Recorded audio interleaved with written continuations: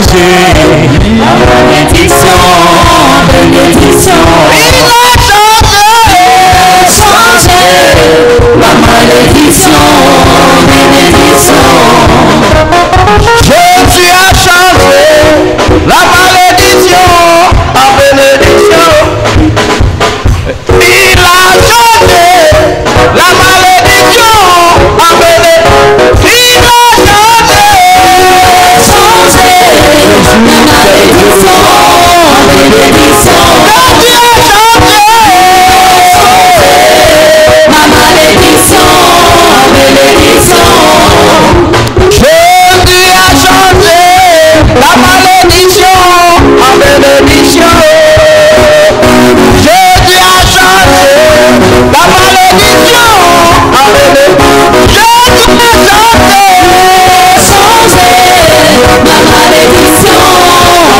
Jésus a changé ma malédiction en bénédiction.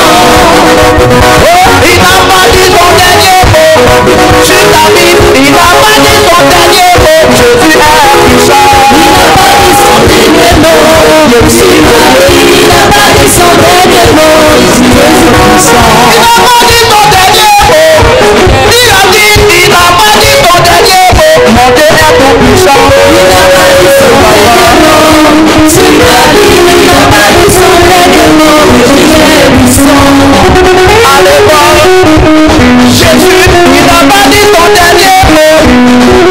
Oui, dans ton travail, mon Dieu, il n'a pas dit son dernier mot. Oui, dans le mariage, Jésus, il n'a pas dit son dernier mot. Oh, il n'a pas dit son dernier mot. Il n'a pas dit son dernier mot. Jésus est tout puissant. Il n'a pas dit son dernier mot. Jésus est puissant.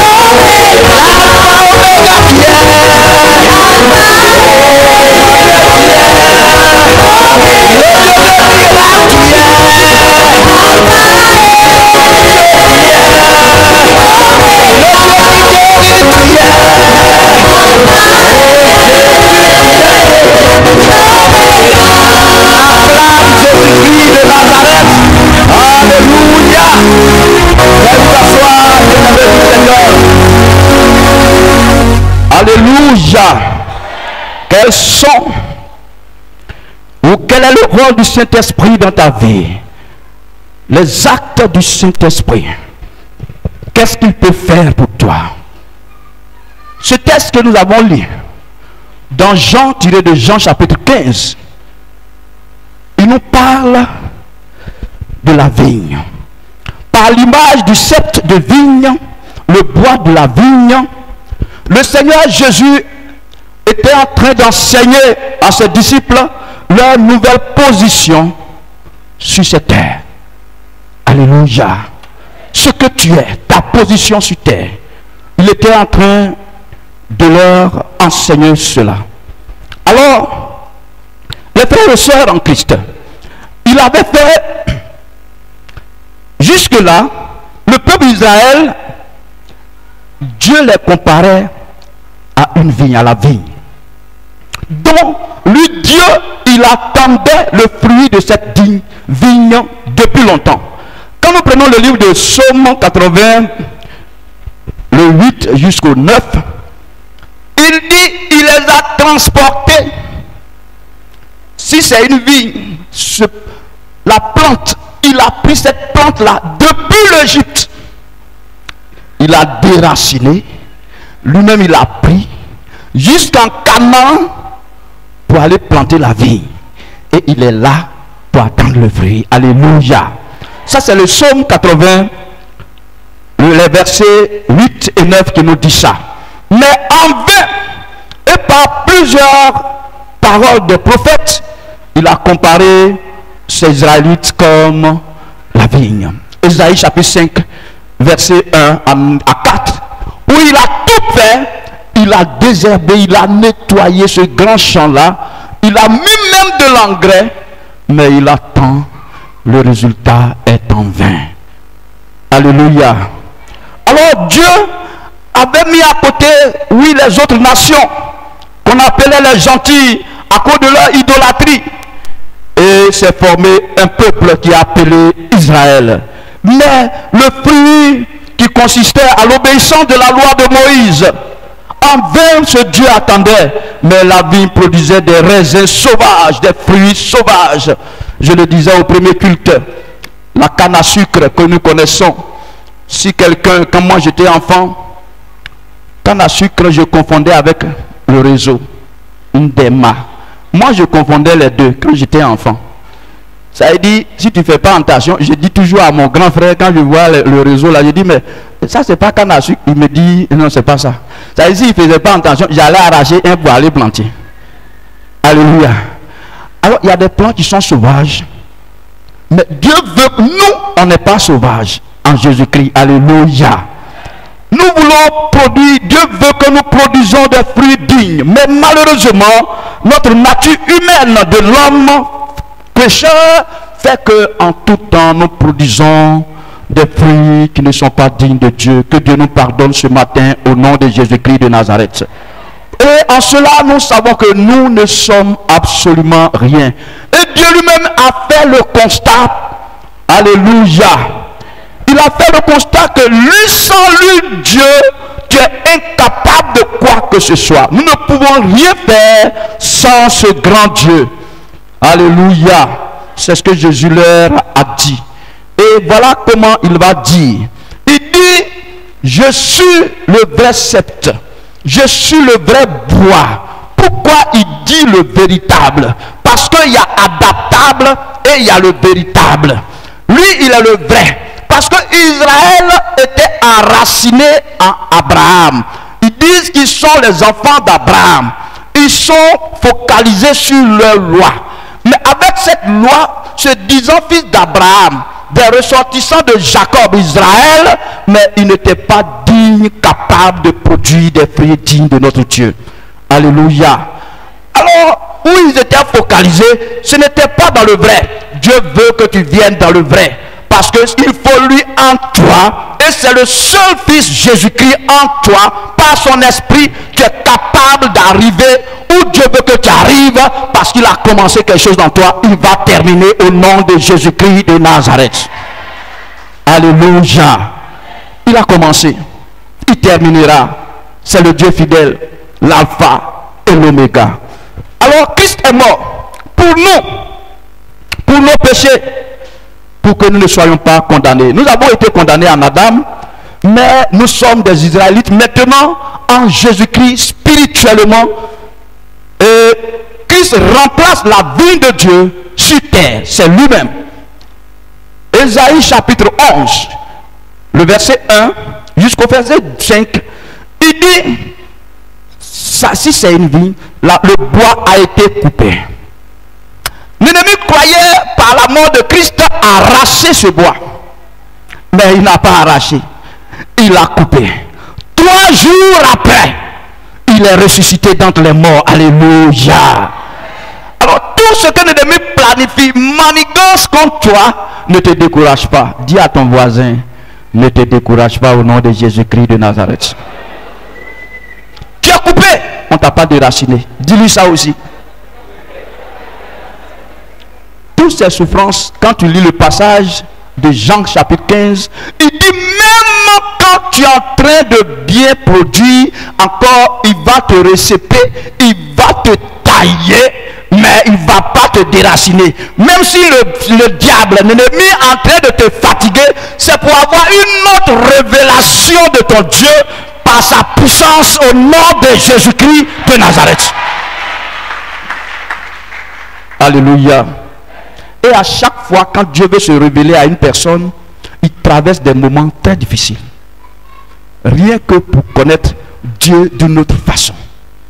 à Mara. Après 3 jours de marche, après la traversée de la mer Rouge, Israël a marché 3 jours de marche sans avoir de l'eau à boire.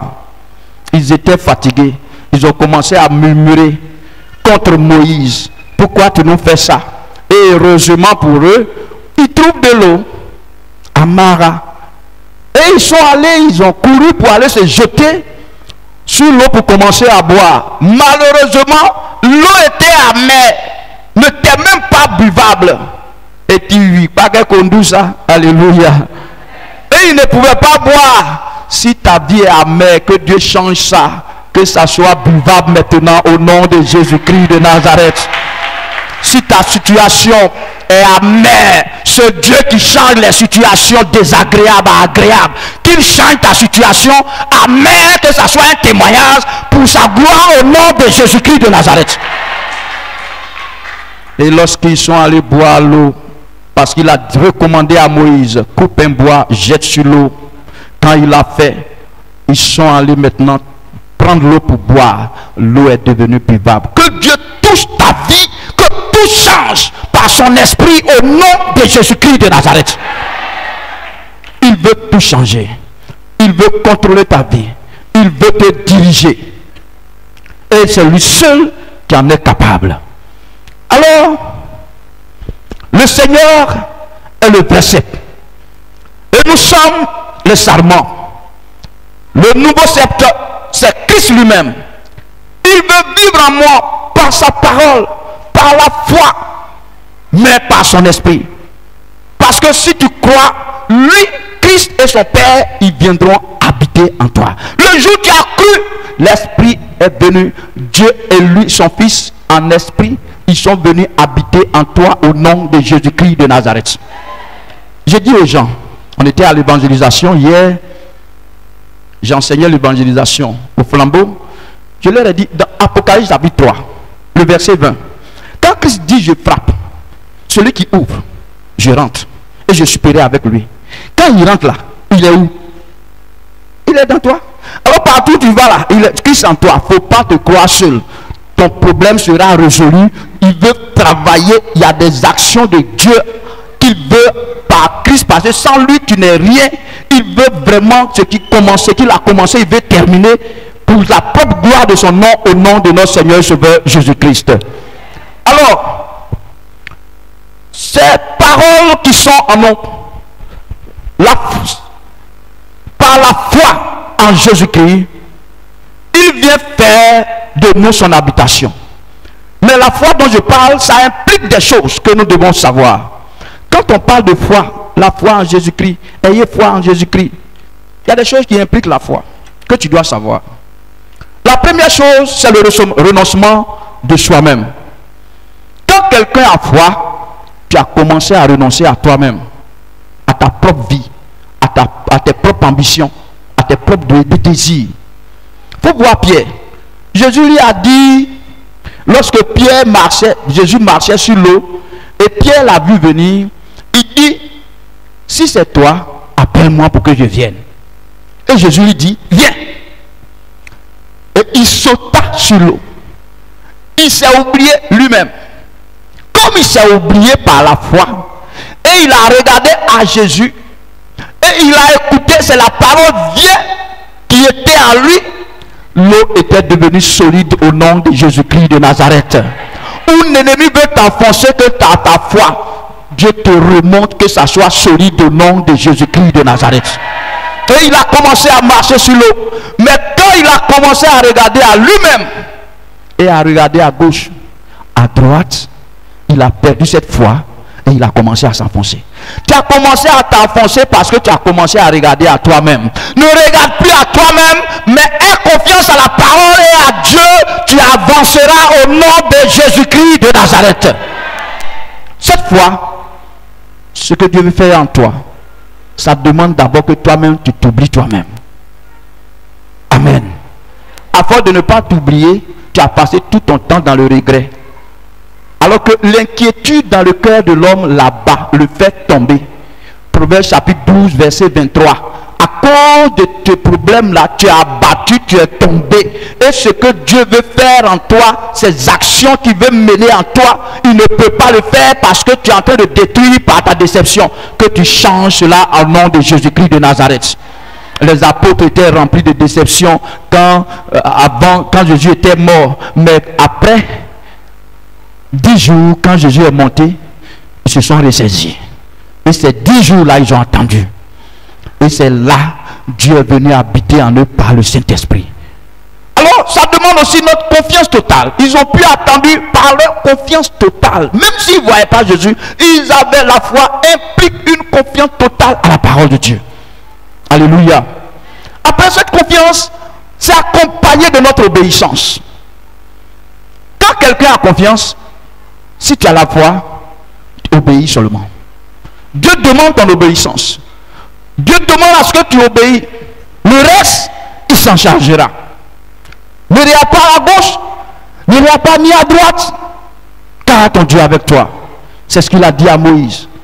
Que Dieu nous bénisse. Alors, en dernière position, comme je l'ai dit, ça implique 4 choses. C'est la transformation de notre vie. Quand quelqu'un a la foi, comment il s'est oublié, il a confiance à Jésus-Christ et à sa parole, il fait totalement confiance à ce Dieu.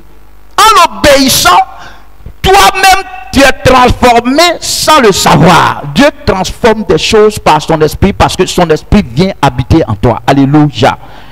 Alors, dans la vie chrétienne, c'est Christ par son esprit qui agit en nous.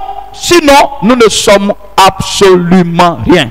Selon Romains chapitre 8, verset 14, ceux qui sont conduits par l'Esprit de Dieu sont fils de Dieu. Comme tu te laisses, il veut te conduire. Dieu veut te conduire jusqu'au bout. Je vous dis une chose. Voici les gens que Jésus a choisis lui-même.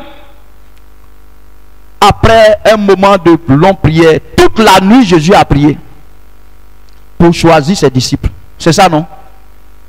Et voilà ce dont il va choisir. Tu dis tu n'es rien, mais dans la main de Dieu, tu es quelque chose. Alléluia. Il a choisi, regardez Pierre. Pierre, à un moment donné, l'Esprit de Dieu l'a utilisé en disant tu es le Fils du Dieu vivant. Il dit ça c'est une révélation de Dieu. C'est le Saint-Esprit qui t'a parlé. Mais à un moment, Pierre dit à Jésus que cela ne soit pas. Tu me parles de ta mort. Tu ne dois pas mourir. Refuse cela. Car lui-même il comptait sur lui. Ou quand tu vas mourir, je mourrai avec toi. Mais Jésus a dit, hors de moi, arrière de moi, Satan. Pierre est devenu Satan. Il est devenu pour le sorcier. Mais Dieu, quelqu'un qui n'est rien, où on a gêné toute la nuit pour le choisir, voilà comment il est. Des fois, à cause de ce que tu es, tu te regardes trop, tu ne mets plus ta confiance en Dieu, tu dis tu n'es rien. Mais c'est ça, Dieu veut t'utiliser. Il a commencé quelque chose, il a sémé. C'est sa semence-là, il veut terminer au nom de Jésus-Christ de Nazareth. Alléluia. Il a renié Jésus en face. Jésus était là. Il dit, je ne le connais pas. Je ne le connais même pas. Au nom du Dieu vivant. Il a renié. Quand on fait encore face, quand on parle des fils de Zébédée, dans Luc chapitre 9, les versets 51 à 54, ça c'est Jean et Jacques, les fils de Tonnerre, ils ont demandé parce qu'ils n'ont pas été hébergés à Samarie. Ils ont dit à Jésus, donne-nous l'ordre, on va prier pour que la foudre, ça descende, le feu descende de là-haut pour détruire ces gens-là. Il dit non, je ne suis pas venu pour détruire. Alléluia. Il a choisi des gens ordinaires qui ne sont rien, incapables de quoi que ce soit. Aujourd'hui, Dieu veut t'utiliser.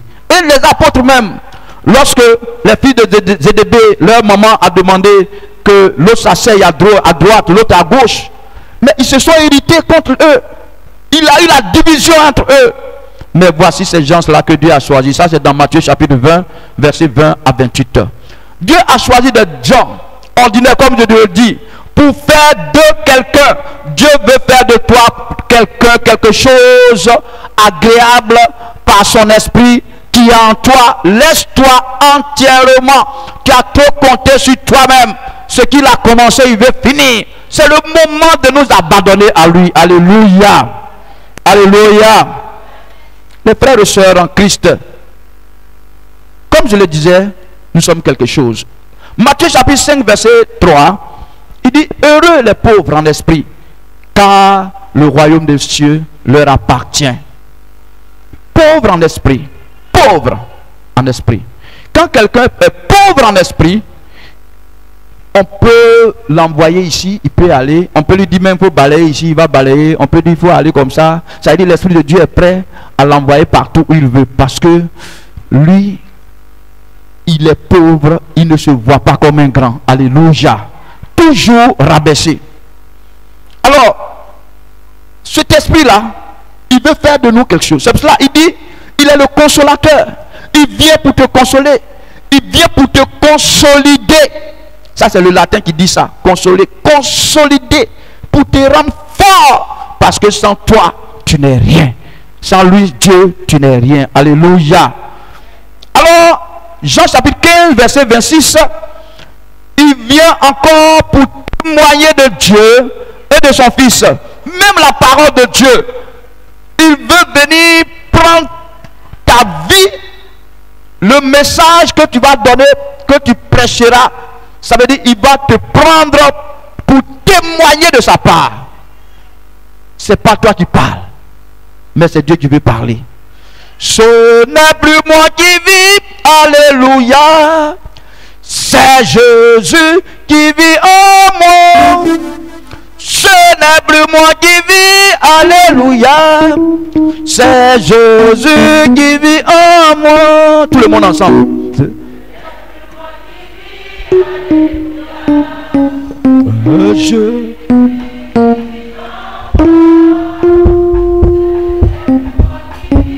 Alléluia. En moi. En moi. C'est Jésus qui vit en moi. Ce n'est plus moi qui vis. Alléluia. C'est Jésus. Ce n'est plus moi qui parle, alléluia. C'est Jésus qui parle en moi. Ce n'est plus moi qui parle, alléluia. C'est Jésus qui parle en moi, en moi, en moi. C'est Jésus qui parle en moi.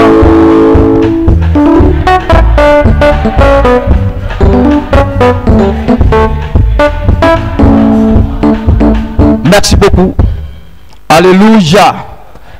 Alors, je disais qu'il a attendu le fruit qu'il voulait, mais rien.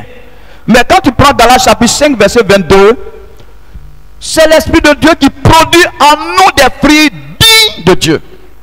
L'amour de Dieu, l'amour du prochain, la tempérance, la maîtrise de soi. Alléluia. Ces bonnes actions viennent de la maîtrise de soi. Quand je lis toujours ce verset, en baoulé, ça ressort très bien.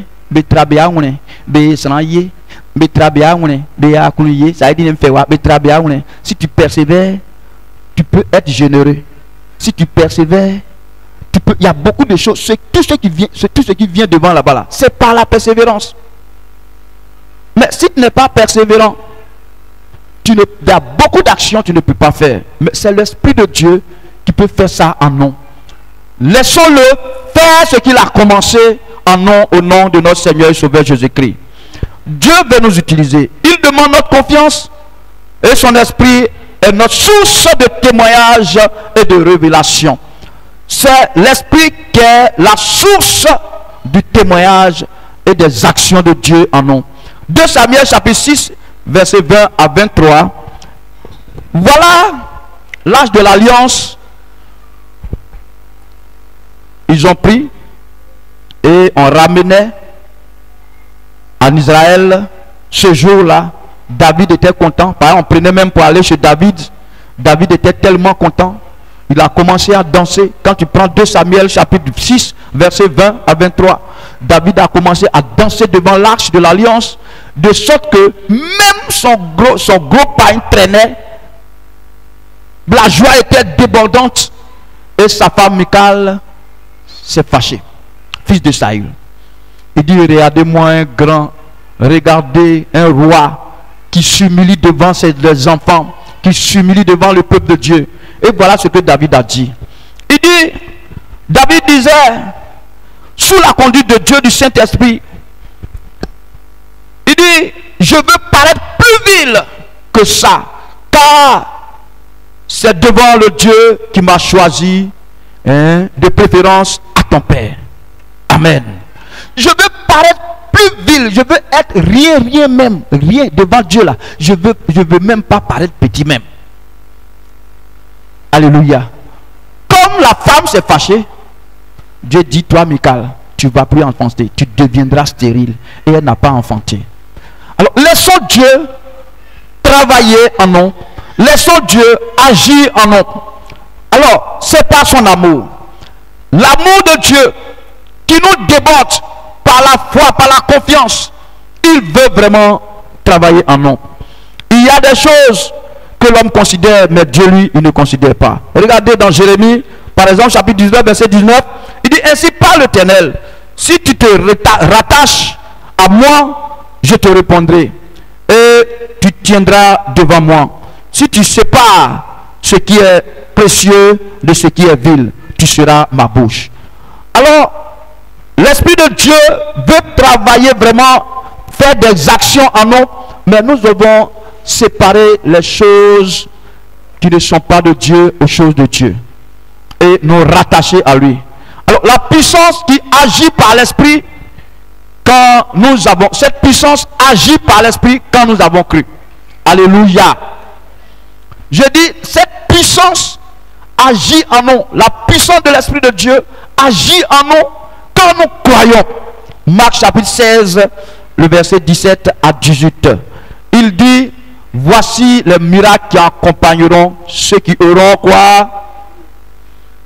Alors, s'accompagne.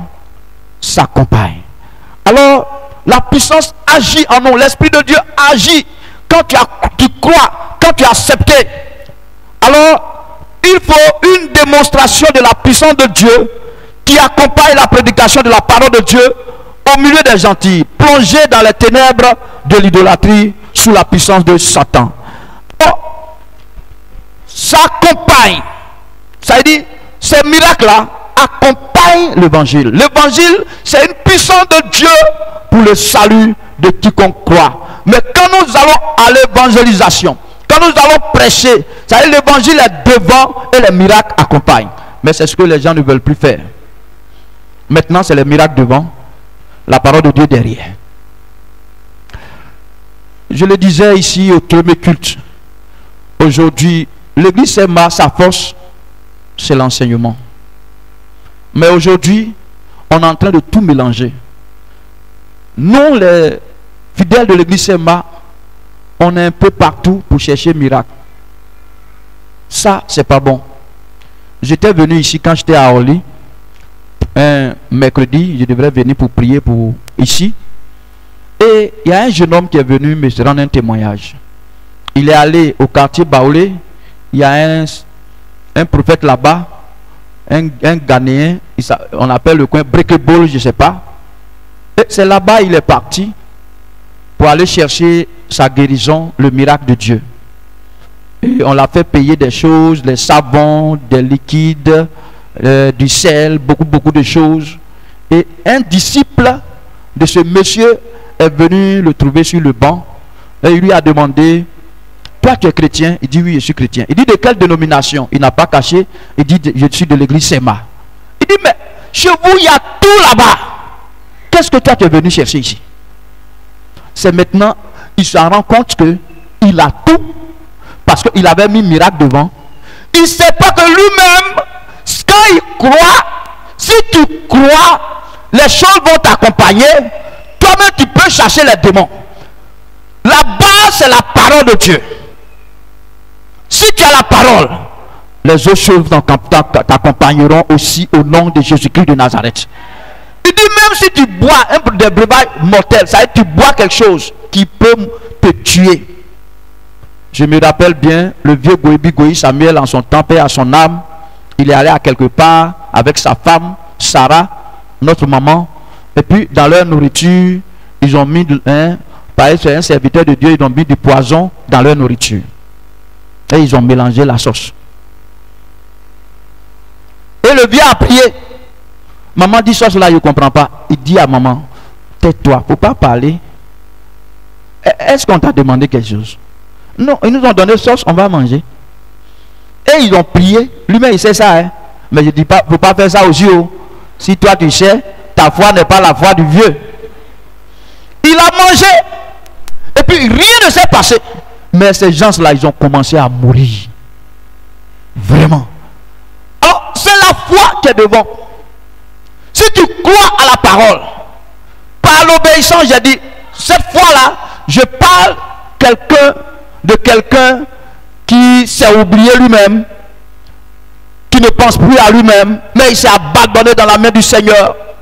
Et quelqu'un qui obéit et qui met toute sa confiance en Dieu, et dont Dieu est capable, il a commencé à changer sa vie. Alléluia. Ou il a changé sa vie. Alors, ne mettons pas la charrue avant les bœufs, les frères et sœurs en Christ.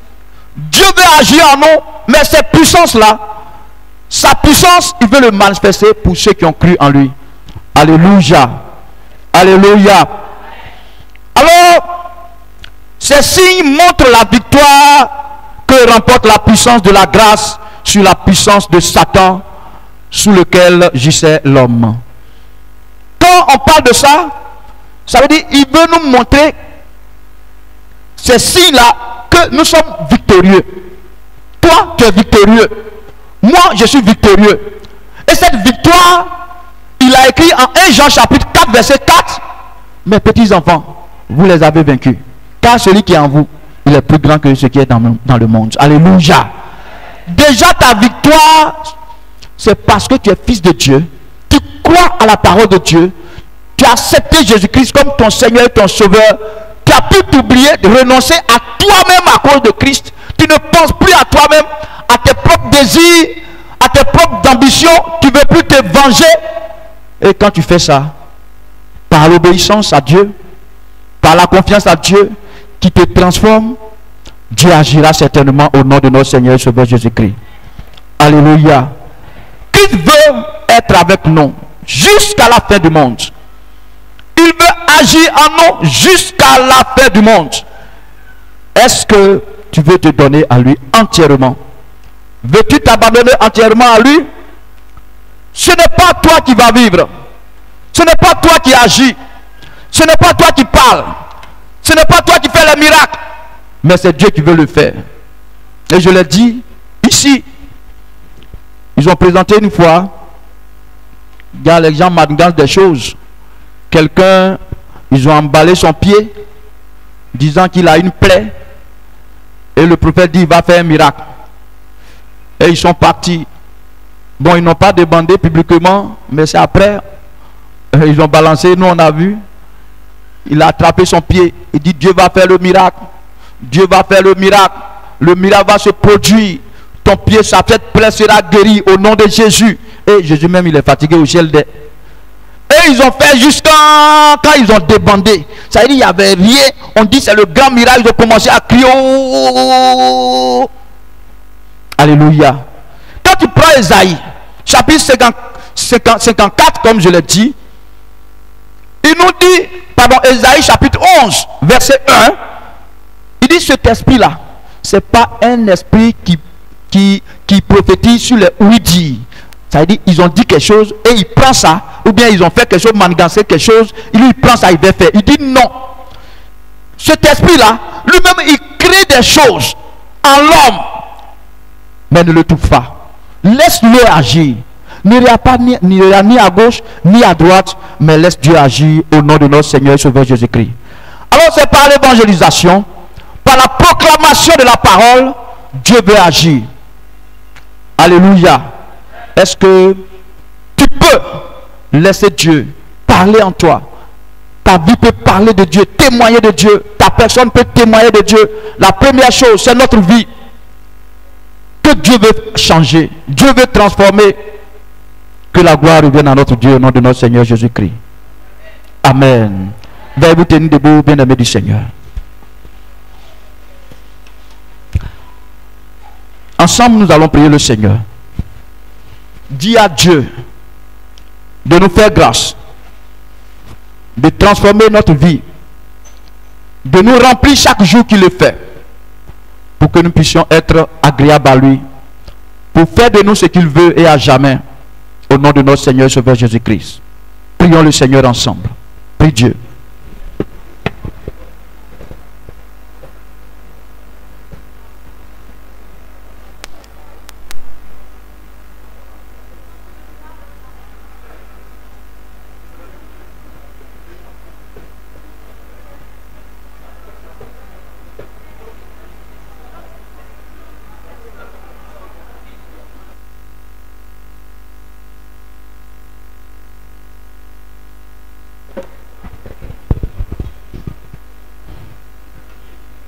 Merci Père